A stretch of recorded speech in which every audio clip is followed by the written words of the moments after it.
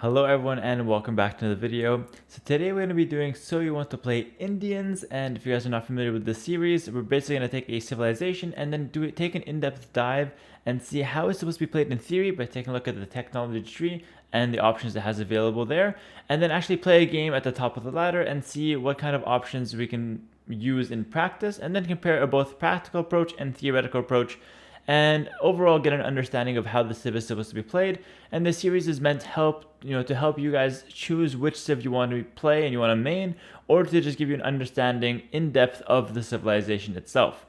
So let's go ahead and find a match here. We're going to queue into the ranked ladder. I'm using my main account for this one, so it's pretty high ranked. It's the number one right now, no flex, but we'll see. The queue should be long. I'm not sure if anyone's playing, so it might be like a lower quality game, but nonetheless, we're gonna just take a dive into the theory and the technology tree and see what the civ has to offer. So we've got Indians for this episode, and we're gonna hop into this one. And obviously this is for the subathon on Twitch, so make sure to sub it up, guys. I'm reminding you every single video because I don't want to wake up and have no more time on the clock and just wake up to a empty stream. So here we are with Indians, and so they're classified as a camel and gunpowder civilization. And their first bonus is that the villagers cost minus 10% in Dark Age, minus 15 in Feudal, minus 20 in Castle, and minus 25 in Imp. And this is actually quite a big discount, and it's a helpful bonus throughout every stage of the game. I'll talk more about this a little bit later. Their second eco bonus, or their second bonus, I should say, is that fishermen work 10% faster. This works for villagers gathering shorefish or deep sea fish. On some custom maps, they give you deep sea fish that your villagers can gather. It works for both of them. It does not work for fishing ships. Must be clear on that, just for villagers.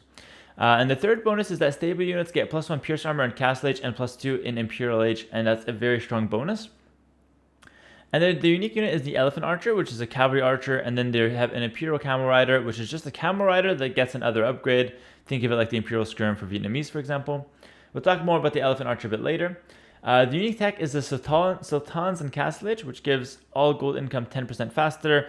This is relics, this is trade and team games, this is gathering gold, and I believe that's pretty much that. If there's anything that I'm missing from gold income, let me know, but pretty much anything that gives you gold, trade cards will just be 10% more. And then the second unique tech is Shatagni, which gives their hand cannons +1 range, which is decent for the Imperial Age in some situations. And then finally, their team bonus is that camel units get +4 attack versus buildings. This is the team bonus, so this applies to camel archers if you have a Berber's teammate, for example. Alright, so moving on to their tech tree. Now that we've got a feel for their bonuses, they seem like they have a good economy and they have pretty good stable units in theory, so let's go ahead and take a look at what they have to offer now.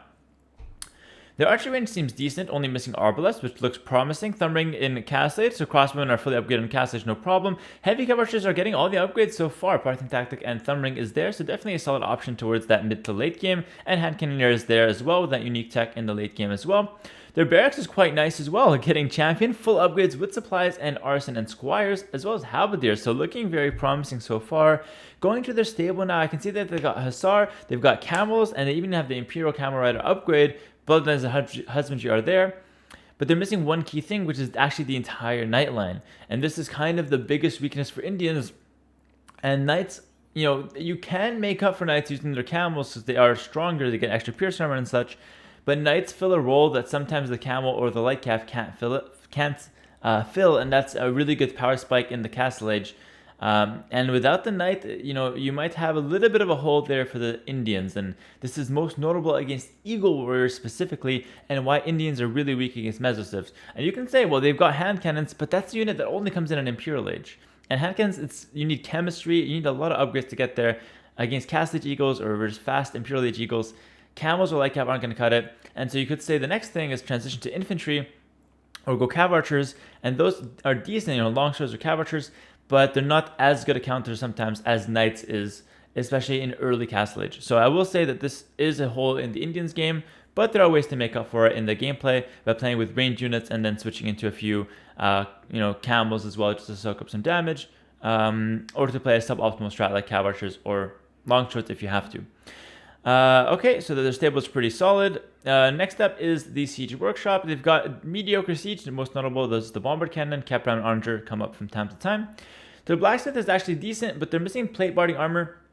The thing is, this tech is completely made up from the bonus that they get in Imperial Age, +1 Pierce Armor, and +2 in Imp, except for the +1 normal armor. Your Imperial Age units from the stable will be missing this. So think of it like they get a free plate body armor and Imperial Age, but only the pierce armor part. It's not bad, but it's definitely making their Imperial units not as strong as other Imperial units against anything, pretty much. Like your Hussar is going to be weaker than a generic Italian Hussar who gets full upgrades. With this bonus combined with the fact that you're missing plate body armor, the thing is you don't actually have to research this, so the pierce armor kicks in at the start of Imp. Okay, so some small differences there. And then missing plate mail armor makes it so that your infantry isn't going to be as strong in the late game, especially against ranged units. Next up, their water is pretty decent. No fast fire ship, but they do get galleon and bracers, so it's not bad, but no shipwright, so long term it's not going to be the best. Going to the university, they get siege engineers and no bomber tower, which is the most important thing to mention. No keep and no arrow slits, so bomber tower is really, or tower, sorry, is not going to be the best option late game for the Civ. They do get fortified walls though. And finally, we get to the elephant archer, and this unit is very expensive. It's got 100 food and 70 gold to make one, and 1,000 food and 800 gold to upgrade it. It's basically a really tanky archer unit that moves very slow. It's exactly what it sounds like. Its weakness is really the fact that it's very expensive and it dies to like monks or like halberdiers en masse. But if you can play in like a team game situation and your job is simply to hold down a flank in, let's say, Black Forest, then this unit can be very strong in those situations. But it's generally not going to be the best unit in most cases. Okay, so tanky, slow-moving archer with decent DPS, but it is very expensive and hard to make use of a lot of the times. Monastery now, they've got very decent monks in the Castle Age, and they also get block printing for the late game, so I would say their monks are a pretty good option. Most notably, they're missing atonement, so in Monk War, don't go for the monks. And then finally, for their eco upgrades, they get pretty much all the useful ones. Missing computation is not the biggest deal, but the rest is all there, so no complaints. All right, fantastic. So we've got a really good overview of what the Indians are good at in theory. If I can just quickly recap in the last couple minutes of the queue, what the Indians are really, what's the game plan for Indians in most games? I would say for Arabia, they're very flexible in the early game. So they get Scout Rush that's really good because they have a good economy, and they get Archer Rush that's also really good. Men-at-Arms Rush is all fine. Their biggest weakness, I would say, is the fact that they're missing Knights, missing Cavalier. So I would say to go around that, you probably want to play some sort of range units in Castle Age, like Crossbow, or if you're against a Cav Civ, try to get it so you're playing either Camels or Cav Archers, depending on the situation. And then, towards the late game as you transition, I think the best units to play is probably going to be like Cav Archer Hussar or Imperial Camel Skirm as your two best compositions, to be honest. But then you also have a couple other options in case you need them, like the hand cannon, the champion, the halberdier can come up as well. And those are niche situations. So that would be like the overall view of how to play Indians. And then as far as like countering Eagle Warriors, and something I want to touch on a bit more, the fact that you don't get Knights makes it that you have to go longsword or Cav Archers and kind of try to counter them that way. I don't recommend going Light Cav or Camel against Eagle Warrior. It's not good long term or short term. So I would say probably choose between Cav Archers or Longswords to counter Eagles if you face them with Indians. And then the last thing I want to touch on is that eco bonus that makes their villagers cheaper. The best use of this is to get you an early game lead and save you resources, and especially in the mid game, it's very smooth to boom a few town center. But I would say like a use that doesn't get talked about enough is actually rebooming an Imp. In Imp, if you're in a Hussar war, you're spamming Hussars, they're spamming Hussars, villas dying on both sides, you can replenish those villagers so easily. So if they trade one Hussar for one villager, which is generally considered a decent trade because then you have to get that villager back into work, you can spam villagers at like 25% discount, so you're saving a good amount of resources there, and you can easily replenish your villagers, whereas your opponent might not have the same success there. So that's definitely something I want to mention. Your villagers are going to be like something like 37.5 food each instead of the 50 if my math is correct. And if it's wrong, I'm sorry. But yeah, it's a lot easier to replenish the villas that way. And so Indians in late game is very, very strong at spamming Hussars and also defending themselves from eco raids. All right, without further ado, we've done enough talking. So we have a good idea of the theory. I want to play some sort of crossbow, camel, maybe skirm and imp and castle, and then an imp, either Imperial Camel crossbow, Imperial Camel skirmishers or heavy Cav Archer Hussar. Those are my two main compositions I want to play in imp. Early game is very flexible. Let's hop into this one and see what I can perform, what I can pull off here. Indians against Byzantines here. Okay, I'm playing Burn. I don't know how strong this guy is. I really hope he's at least like 1900 to get a solid game in. I have no idea. Could be like a 1200, but let's see. I will do good live commentary as usual here. Alright, so pretty standard start. I feel weird commentating, doing commentary on the start because it's happened so many times, you know what I mean? I feel like it's something that most people have seen already and understand what's going on, but you know, I sometimes think, you know, maybe we have some new viewers here and there, so it's worth it getting in some sort of commentary. So for that reason, I'm gonna just go give it good luck, have fun, and explain just what I'm thinking about in Dark Age, and we'll think about the Civ matchup a little bit as well. So just gonna go ahead and scout with the sheep. Go ahead and scout with your scout and sheeps, both to find other resources and to make sure I secure both my boars in a reasonable time. As far as the Civ matchup goes, Indians and Byzantines, I would say that they both have really good camels, but I want to avoid playing camels in the Castle Age because Byzantine cheaper camel will actually be much stronger than Indians, I think, at that point. So instead, what I want to do is probably just play something like camels, honestly, myself. Sorry, I want to play crossbows myself, excuse me. I want to play crossbows myself, and if they go skirmishers, then I'll play some sort of siege, maybe. And I guess in late game, it's tricky to know what unit to go, but I'm thinking maybe heavy CA Hussar would be the late game of choice. Because I don't see camels being good against cheaper halbs or cheaper camels from Byzantine. So I think the best thing to do is to try to get into crossbow Hussars late game. As far as the opening goes, opening scouts against Byzantine lets them go spear skirm. So I think I want to go for a men-at-arm archer opening here. Because I want to put the pressure on Byzantine. I don't want to give them a free game. I have also the option of going drush, but I think my map is too open for that. So thinking maybe men-at-arm archer. I'll lure one deer, and that's it. I'm going to go scout now across the map. Or I'll do one more loop just to see where I can wall there. I only found 2 golds. Okay, there's my 3rd gold. I do have both stones. I see that on my mini map. I found all my sheep and I found both my boars. So I pretty much checked all the boxes here. I'm going to do one more loop just to see exactly what's happening on the front there. And then I can go scout my opponent. And I'll be pretty happy about that. Alright, this was going to make a house. I can kind of start walling that left side, although it's pretty massive. This side, again, is pretty massive. So full walling is going to be tough. But something that I can possibly do in Feudal Age. So that's going to be kind of my idea here. Try and full wall in Feudal Age sometime. Okay. Just kind of finishing things up here. Making sure my sheep doesn't, or make sure this villager doesn't grab another sheep. I found his deer and I found his main stone, so I kind of have an idea of where he's at right now. And it looks like he has an idea of where I'm at. Cool, cool, cool. One more will go to berries, then I'll pick up my last boar. Okay. Very nice. Just got the gold there. I'm going to scout close to the edge of the map because I don't want to run into TC. It's super important not to lose HP in your scout or not lose your entire scout in the Dark Age. Okay. Okay. So next up, house and barracks, and this is a pretty standard men-at-arm build. I'll probably go 21 pop just to make use of the Indian cheaper bills. I can put a lot of pressure here, and if I go 21 pop men-at-arms. And it's faster because of the Indian eco bonus, so why don't we do exactly that? Fantastic, cool.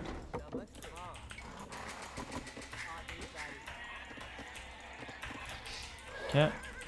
Houses on the front. Okay, don't want to run into the TC. It's the main thing. It's right here. I didn't see how many villas you had on wood, actually. That would have been a good tell. Let's go see the berries now. Get my barracks down. 1 more to woods, then 2 to gold. He's got loom already. Interesting. Loom at 20 pop. Or at this time. That means he got loom, like, because he got housed or just to pick it up early. He's not up to the next stage. No way. It's too soon. I'm going to go loom after this villager. And that's good. And that's just a good example of how you can actually get information from what your opponent's doing, just based on the timing of certain things for him, like how many he's got on wood at a certain time, his loom timing, when his score drops. There's a lot of things you can tell. Like my score just dropped there. If my opponent was paying attention, he would know. We obviously don't know if that's the case or not. Okay, yeah, four is dead. Can't stop making some good men-at-arms. And I'm going to target the wood or the berries to start things off here.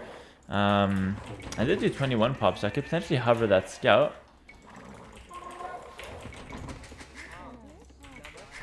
Now I'm going to start thinking of another wood line. Fantastic.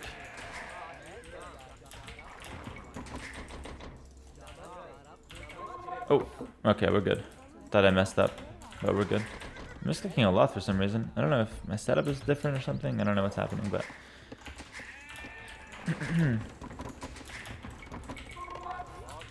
Right. And gonna make sure I have a good idea of where I want to attack now with these men-at-arms as they move across the map. Alright, let's get the last two there to woods. And then one of them would just pick a house and prepare to make a range as well. So this looks like a good place to attack from, but like, he's walled. So now I'm going to go attack from the top here. So if I didn't scout that, I would have just ran straight into his walls with my men-at-arms and alerted him of my strategy. Now at least I'm kind of hiding it. He's walling though. He's actually playing quite well this game. So far, so good on his end. My range will come down. Fantastic. Next up is double Barracks. Don't forget about that. I could send a few of those to golds. Yeah, I can send it to golds. And he's up at a reasonable time. He went 22 pop. Let's see what I can find. Looks like he's keeping himself pretty safe at home. Okay, I thought he was hitting my Vil for a second. Yeah, he's walling up there. See the berries now. Walling up the berries. This guy is really on top of his things here. Maybe I can get in here though. That's something. Yeah, and that's that could be the villager I get here. I'm not gonna commit to it. I don't see a purpose to commit to that. Maybe this one though. Yeah, I think that could be good. You know what? I'm not sure if that was indeed worth it, but I did force a lot of quick walls as well, and I'm following up with the one range builds. Pretty solid stuff. We'll start getting some farmers down. He's got already a range to come up as well, so maybe you want to go with a stable myself here at some point to try and pressure if he goes skirmishers, because he does have cheaper skirmishers access because he's Byzantine. So mixing in a stable for me could be decent. Playing light cav and castlage is not the worst thing against full skirms, for example, because you get that extra pierce armor. But for now, I think I want to keep these 2 men-at-arms up, just to be able to force good damage once I do join with my archers here.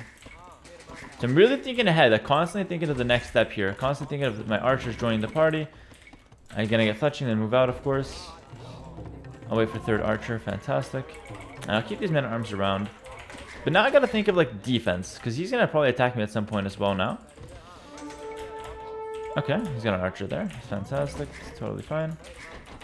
And I think for starters, defense should mean walling that left side, just to make it a lot easier for me. And I'll chase his archer down, so that's a free archer for me. And let's continue reinforcing. But I'm going to keep the gather point at home in case he counterattacks. I have to definitely be watching for a counterattack. And okay, that's interesting. Let's commit. Let's commit. I've got... Yeah. Fantastic. I don't mind that at all. And so I'm in all of a sudden. His base. But even if you're into his base, always make sure you got the eco at home running smoothly. I did lose a Viltat scout. Man, that's not very nice. He's got no fletching here, so I could run around for a little bit. At this point, I have to consider, do I want to make a stable or not? I mean, I'm on the... I think I'd prefer... Stable would be good, because he is expected to go skirmishers as Byzantines. Okay, let's see if I can commit to that one Vil. Oh, good micro from him. Okay, we'll have to go with the men-at-arm there. And I'll trade these for 2 villagers, that's for sure. I think I'll get him? No, I probably won't. I probably won't get him here. Let's just focus on the skirm. Quite interesting. This guy will just go ahead and scouts. And yeah, I'll probably lose those guys very soon. You know what? Let's go with the stable. He's got so many skirms here. It just makes sense to go with a couple scouts. And I can... If I make a couple scouts, it can allow me to attack again with my archers. Whereas if I just greed and go castle age, I won't be able to attack again for all of feudal age, and I'll probably get pinned back into my base. And I'm not a fan of that, so let's go ahead and make that stable. And I should be good to go.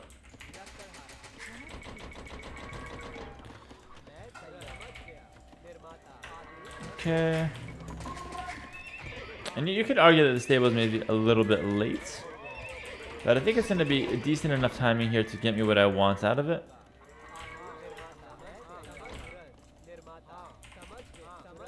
That double bit actually I do. I'm lacking a lot of wood though. And in Castle Age, I guess I still like... See, the problem here is that normally I'd want to just go Knights if I do a stable transition like this to counter scrims, but with Indians, you don't get that privilege.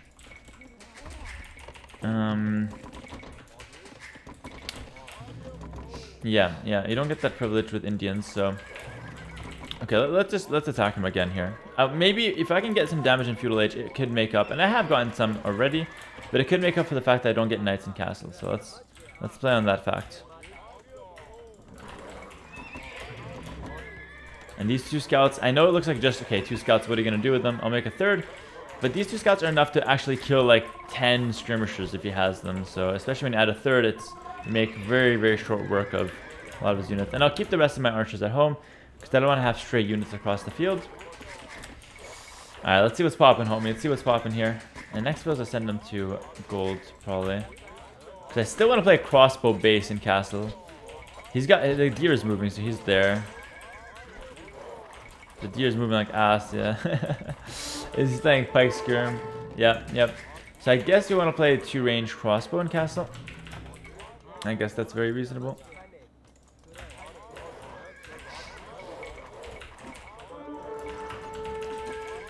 Okay.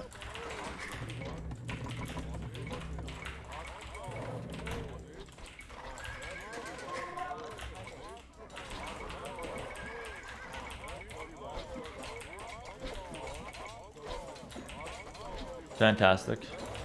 And yeah, Archer Scout is always going to be better than Scout Skirm if you can micro properly. He's doing a decent job here though.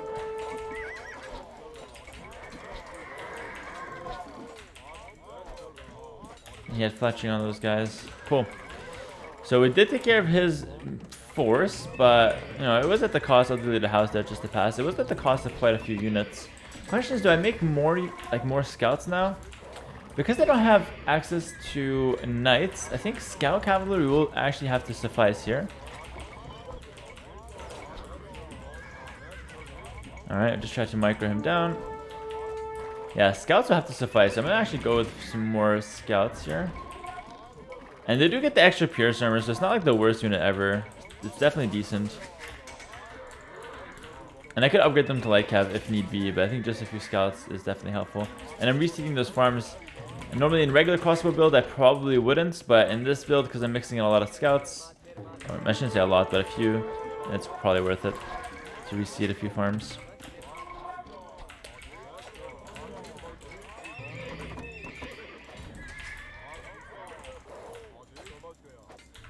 Cool.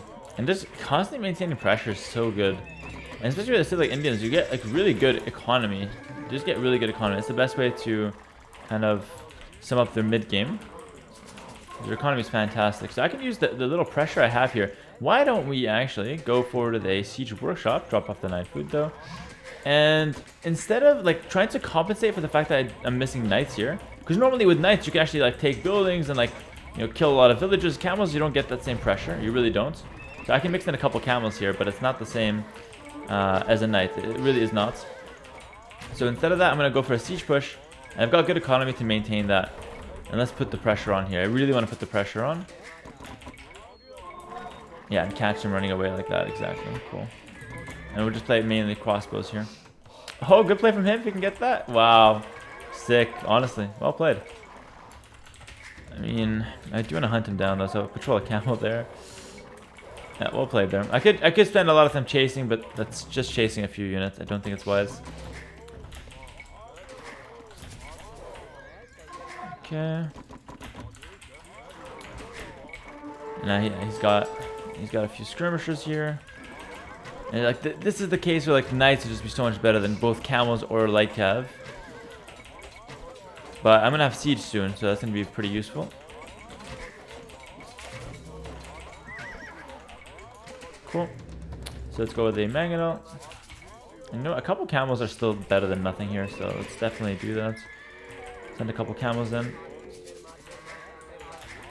Oh, and looks like the GG's called, so he's seen enough. And I've killed a lot of villagers, so it is understandable. He's seen enough. The siege workshop's coming. He does know about it, and his economy is kind of in shambles. So it was a good resignation, but he did try his best to hold on with the skirms there, which is a very natural response with the Byzantine, especially, I guess, Indians who don't get access to knights.